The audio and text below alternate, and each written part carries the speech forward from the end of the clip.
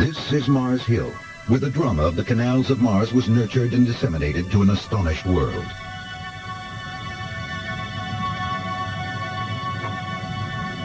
It was 1894 when construction began here on an observatory. It had been specially commissioned by Percival Lowell, a Boston millionaire who developed a passion for astronomy. These maps, which Lowell believed showed canals on the planet Mars, were drawn a few years earlier by an Italian astronomer, Giovanni Schiaparelli. They inspired in Lowell a lifelong obsession. He built his own observatory in the clear air above Flagstaff, Arizona. His aim was to be ready for the close approach of Mars to the Earth due in the autumn of 1894. Peter Boyce, an executive of the American Astronomical Society, has come to Mars Hill because he, like Lowell, had an odd vision of Mars.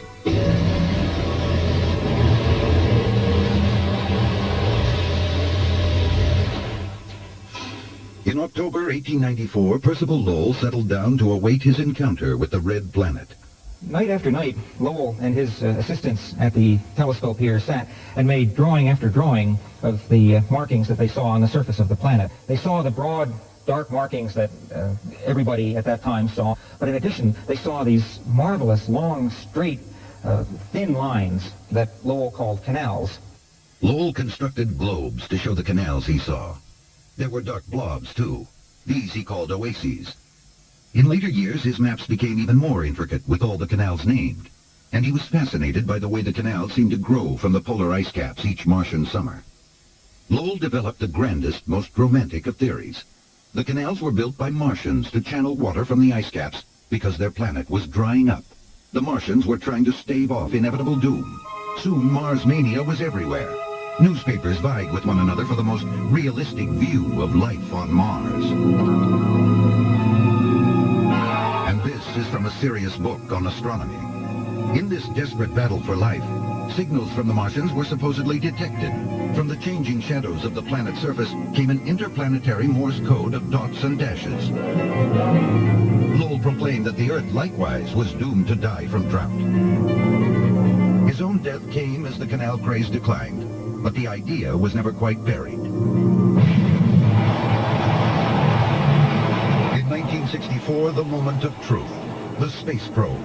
Destination, Mars. It found a desolate and lifeless planet, not a trace of canals. Yet Lowell's lines are still occasionally glimpsed. One night in 1971, Peter Boyce was observing Mars through the Cerro Tololo telescope in Chile. On that night, the amount of detail that was visible on the surface of Mars was just incredible.